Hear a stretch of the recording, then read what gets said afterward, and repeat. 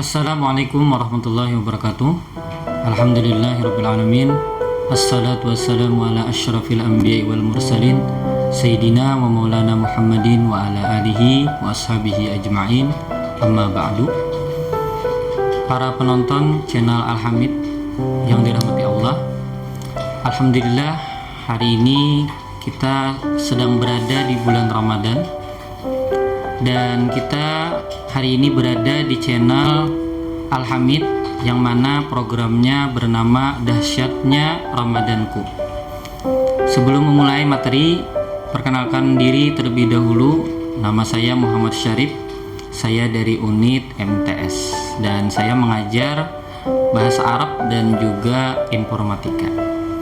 Taib, materi yang akan saya bawakan hari ini adalah beberapa kisah tentang keimanan. Dan kisah-kisah yang saya bagikan hari ini saya ambil dari kitab Irsyadul Ibad ila Sabili Rasyad karangan Syekh Zainuddin bin Abdul Aziz Al-Malibari. Nah, sebelum masuk ke cerita, kita perlu mengenal terlebih dahulu apa itu iman. Syekh Arsyad Al-Banjari berkata dalam kitab beliau Tuhfatur Raghibin, menurut beliau iman itu secara bahasa adalah tasdikun, yang artinya membenarkan sesuatu. Dan menurut istilah syariat Islam, iman bisa diambil dari pendapat ulama dari golongan Asy'ari dan Maturidi, yaitu membenarkan Nabi Muhammad SAW pada tiap-tiap apa yang datang dari beliau dengan cara yang mudah. Kemudian As-Subki berkata, Islam adalah perbuatan yang dilakukan oleh anggota tubuh dan tidak sah kecuali disertai dengan keimanan. Lalu iman adalah membenarkan dengan hati dan tidak akan diterima kecuali disertai dengan mengucapkan dua kalimat syahadat terlebih dahulu.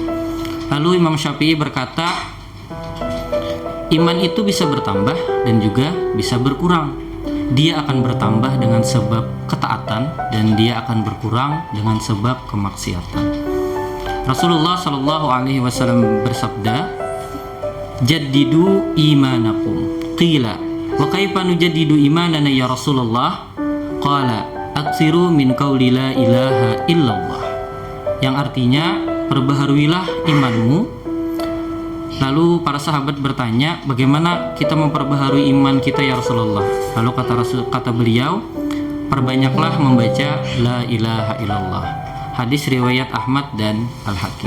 Kemudian pada hadis lain, Nabi Muhammad SAW bersabda, an Abi Hurairah radhiyallahu anhu, anna Nabiy SAW qala, hadara malakul maut rajulan yamutu fashaqqa a'da'ahu falam yajidhu amila khairan summa syaqqa qalbahu falam yajid fihi khairan fafaqqa lahyaihi fawajada tarafa lisanihi lasiqan bihanakihi yaqulu la ilaha illallah faghufira lahu bikalimatil ikhlas. Yang artinya dari Abu Hurairah radhiyallahu anhu, Rasulullah SAW bersabda, ada malaikat maut yang datang kepada seorang lelaki yang telah mati, lalu dia membedah anggota tubuh mayat tersebut. Ternyata tidak menjumpai amal baik di dalam anggota tersebut, mayat tersebut. Kemudian dibedah lagi hatinya, apakah ditemukan amal baik atau tidak. Ternyata juga tidak ditemukan kebaikan dalam hatinya.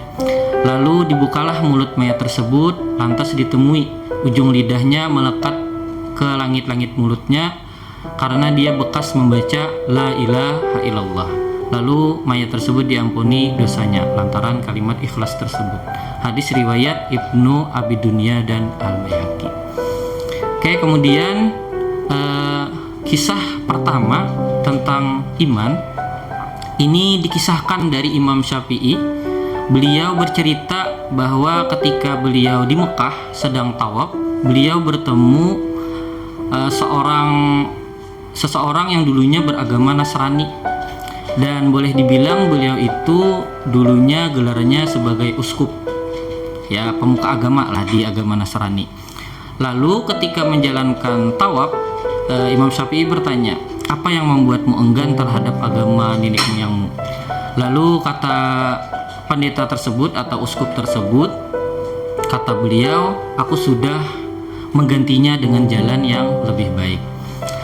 Nah, kemudian beliau menceritakan kisahnya kenapa sampai memilih agama Islam untuk agama barunya. Lalu kata beliau, pada suatu masa beliau berlayar menggunakan kapal dan ternyata ketika di tengah jalan beliau mengalami kecelakaan sehingga kapalnya itu karam, tenggelam. Dan beliau berupaya untuk menyelamatkan diri dengan meraih kayu bekas pecahan kapal tersebut. Dan beliau dibawa ke sebuah pulau oleh ombak ya, dibawa ombak ke sebuah pulau yang tidak diketahui pulau apa itu. Beliau berpegangan ke sebuah kayu untuk menyelamatkan diri dan ombak membawa beliau ke sebuah pulau yang tidak diketahui pulau tersebut itu pulau apa.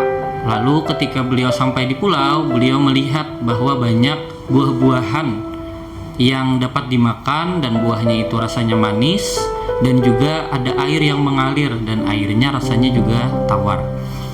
Lalu ketika malam tiba, suasana pun berubah agak mencekam karena tidak tahu pulau apa itu. Nah, sehingga ketika malam tiba, uskup tersebut naik ke atas pohon, memanjat dan tidur di atas pohon dengan cara mengikatkan tali kepada tubuhnya. Nah, di pertengahan malam, uskup tersebut bangun. Ketika bangun, dia melihat di pinggir pantai ada suatu makhluk, suatu binatang yang datang dari laut dan menuju pantai, dan binatang tersebut selalu berzikir. Zikir yang dibacanya adalah La ilaha illallahul ghafar Muhammadur Rasulullah an-Nabiyul Mukhtar, yang artinya tiada Tuhan selain Allah yang maha pengampun dan Muhammad adalah Rasulullah sebagai nabi yang terpilih. Kemudian ketika binatang tersebut mendekat ke pantai, tiba-tiba terlihat bahwa binatang tersebut beda dengan binatang pada umumnya. Perawakannya untuk kepalanya seperti burung, kemudian wajahnya seperti wajah manusia, kakinya seperti kaki unta, dan ekornya seperti ekor ikan. Ya, bisa dibilang makhluknya seperti monster lah, karena tidak pernah dilihat binatang yang seperti itu. Lalu karena uskup tadi takut, sehingga beliau turun dari pohon dan mau pergi ke tengah hutan untuk lari. Tapi ternyata binatang tersebut mencegahnya dan kata binatang tersebut, berhentilah, kalau kau tidak berhenti kau akan celaka. Lalu berhentilah uskup tersebut dan binatang tersebut bertanya, apa agamamu? Lalu kata uskup, agamaku adalah Nasrani. Nah, lalu kata binatang tersebut, kau akan celaka. Karena kata binatang tersebut, pulau ini dihuni oleh jin yang mukmin, sehingga apabila kau tetap berpegang kepada agamamu, kau akan binasa. Lalu kata uskup, bagaimana caranya supaya aku masuk ke agama Islam? Lalu kata binatang tersebut, katakanlah dan bacalah asyhadu an la ilaha illallah wa anna muhammadar rasulullah. Lalu aku baca kata uskup tersebut. Kemudian binatang tersebut bertanya, apakah kamu mau tetap di sini atau kamu mau kembali ke keluargamu? Lalu dijawab oleh uskup, kata beliau, aku mau kembali ke keluargaku, aku mau pulang katanya. Lalu kata binatang tersebut, ya, tunggu saja di sini, nanti akan ada kapal yang lewat. Nah, setelah itu binatang itu pergi ke laut, dan ketika binatang itu menghilang dari pandangan uskup tersebut, tiba-tiba datang atau lewatlah kapal di hadapannya, dan uskup tersebut melambaikan tangan kepada kapal tersebut, dan kapal tersebut membawa uskup tersebut. Nah, ternyata di dalam kapal itu ada 12 orang, yang 12 orang itu agamanya Nasrani. Lalu diceritakanlah oleh uskup tersebut apa yang terjadi dan apa yang ditimpa olehnya. Nah, setelah uskup selesai bercerita, ternyata ke-12 orang tadi juga ikut memeluk agama baru, yaitu agama Islam. Nah, jadi luar biasa ya. Allah berkehendak kepada orang-orang yang telah Allah pilih, walaupun ketika lahir dia agamanya bukan Islam. Kemudian kisah kedua di sini dikisahkan dari Syekh Abdullah Al-Yafi. Beliau pernah menulis cerita dalam kitab beliau yang judulnya adalah Raudatur Rayyahin, bahwasanya pada zaman dahulu kala ada seorang raja, yang raja tersebut itu ingkar terhadap Tuhannya, dan juga raja tersebut tidak disukai oleh masyarakatnya. Nah, lalu para masyarakat yang mukmin, yang beragama Islam, mereka memikirkan cara bagaimana membinasakan raja tersebut. Ya, istilahnya mau memberontak lah. Lalu dipikirkanlah rencana dan bagaimana cara untuk mengeksekusi raja tersebut. Pada suatu waktu raja tersebut berakhir ditangkap, dan mereka bawa dan mereka masukkan ke dalam bejana atau tong ya. Terus diisi air dan di bawahnya dinyalakan api. Jadi rencananya raja tersebut mau direbus sampai mati secara hidup-hidup. Nah, kemudian raja tersebut meminta tolong terhadap Tuhannya. Jadi dia sebut Tuhan A, Tuhan B, Tuhan C, tidak ada yang menolongnya. Lalu dia berkata, aku menyembah kalian, tapi kalian tidak ada satupun yang menolongku. Lalu dengan pasrah raja tersebut menghadap ke atas kepalanya, kemudian dia membaca la ilaha illallah dengan ikhlas, sehingga langsung Allah kabulkan permintaannya. Lalu Allah turunkan hujan yang memadamkan api tersebut, dan juga setelah itu datang angin, yang entah angin itu dari mana, yang membawa tong yang berisi raja tersebut ke sebuah negeri. Jadi dibawa jauh dari negeri tersebut dan diturunkan di suatu negeri yang penduduknya tidak ada yang menganut agama Islam.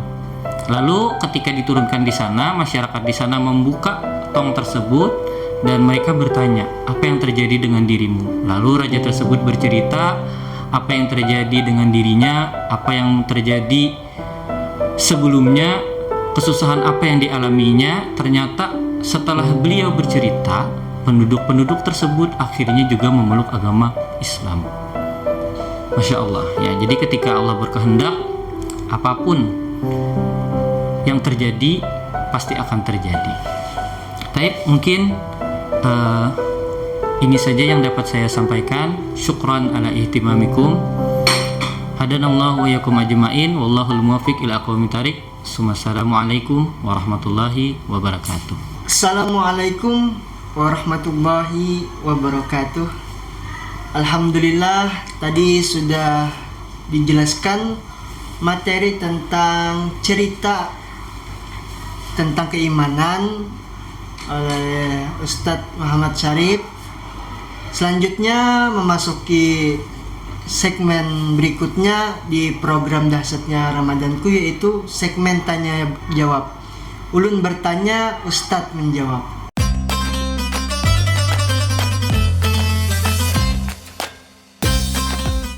Assalamualaikum Ustadz. Waalaikumsalam.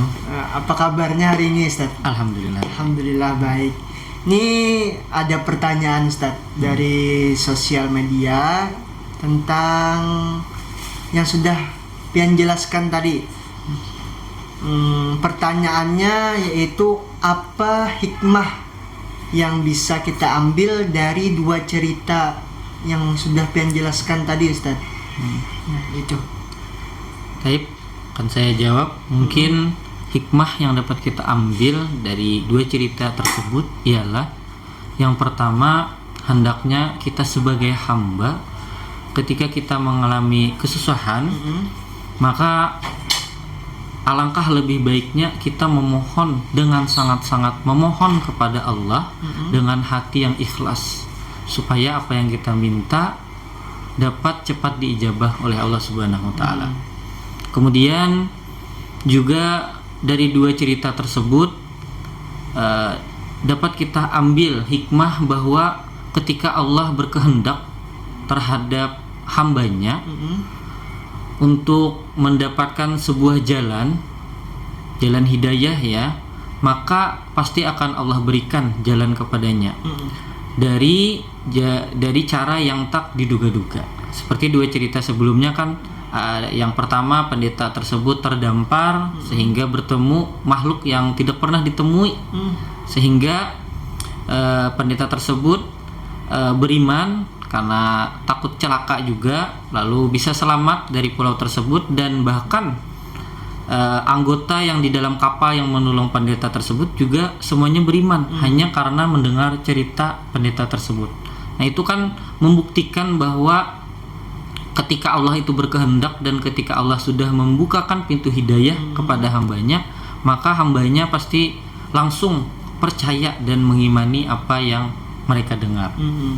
Kemudian juga kita perlu bersyukur karena kita alhamdulillah lahir dari orang tua yang muslim, ayah ibu kita muslim dan keluarga kita juga muslim, maka otomatis agama yang kita bawa adalah agama dari orang tua kita. Dan kita tidak perlu lagi mencari agama kita karena kita sudah beriman dari lahir, sudah Islam dari lahir. Mungkin misalkan kita tidak dilahirkan dari orang tua yang Islam, maka kemungkinan bisa jadi ketika Allah tidak berkehendak, bisa jadi kita tidak beriman kepadanya. Dan yang diberikan hidayah pun juga hanya beberapa orang-orang pilihan kadang bagi orang tuanya yang tidak beragama Islam. Itu saja mungkin beberapa hikmah yang dapat kita ambil dari cerita tersebut. Baik penonton Al-Hamid Channel yang ada di rumah, baik adik-adik maupun orang tua, tadi sudah Buhan pian simak berataan jawaban. Mudah-mudahan penonton Al-Hamid Channel bisa mencatat di rumah, diisi di buku bulan suci Ramadannya. Amin ya rabbal alamin. Dan mudah-mudahan apa yang sudah beliau sampaikan tadi bisa diamalkan di kehidupan kita sehari-hari. Demikian penyampaian materi di program Dahsyatnya Ramadanku. Belum tutup dengan membaca doa kafaratul majlis. Subhanakallahumma wa bihamdika asyhadu an la ilaha illa anta astaghfiruka wa atubu ilaik. Wabillahi taufiq wal hidayah waridha wal inayah. Wassalamualaikum warahmatullahi wabarakatuh.